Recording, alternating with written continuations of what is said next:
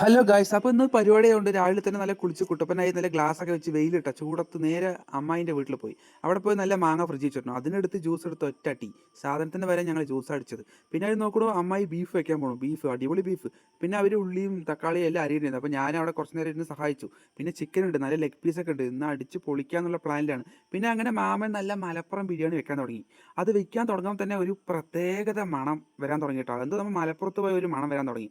അങ്ങനെ നമ്മളിങ്ങനെ ഇരിക്കുന്ന സമയത്താണ് അമ്പലത്തിൽ നിന്ന് നമുക്ക് പ്രസാദം കൊണ്ടുവന്നത്. പ്രസാദം പറയുന്നത് മട്ടനാണ് കേട്ടോ. അവിടെ പൂജ ചെയ്യുന്ന മട്ടൻ കൊണ്ടുവന്നു. അങ്ങനെ ഞങ്ങളുടെ ബിരിയാണി ആയിട്ടോ. ആ ചെമ്പ് പൊട്ടിക്കുമ്പോഴൊക്കെ ഒരു മണമില്ല, 1 കിലോമീറ്റർ വരെ ആ മണം പോകുന്നുണ്ട്. നമ്മൾ മലപ്പുറത്ത് പോയിട്ട് ഫുഡ് കഴിക്കണം അതേ ഒരു ഫീലാണ് നമുക്ക് കിട്ടിയത്.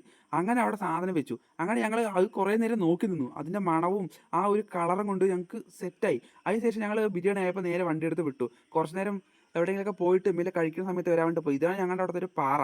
ഇതാണ് അയ്യപ്പൻ പാറ പറയുന്നത്. അവിടെ പോയി ഞങ്ങൾ എപ്പോൾ വന്നാലും അവിടെ പോയി ഇരിക്കും. കുറച്ച് നേരം നല്ല കാറ്റൊക്കെ കൊണ്ട് അവിടെ ഇരുന്ന് സെറ്റ്. ഞങ്ങൾ കസിൻസ് എല്ലാം കൂടെ കാറ്റ് കൊണ്ട് കുറച്ച് നേരം ഇരുന്നു. അപ്പം തന്നെ നല്ല വിശക്കാൻ തുടങ്ങി. അപ്പം നേരെ വീട്ടിലേക്ക് വിട്ടു.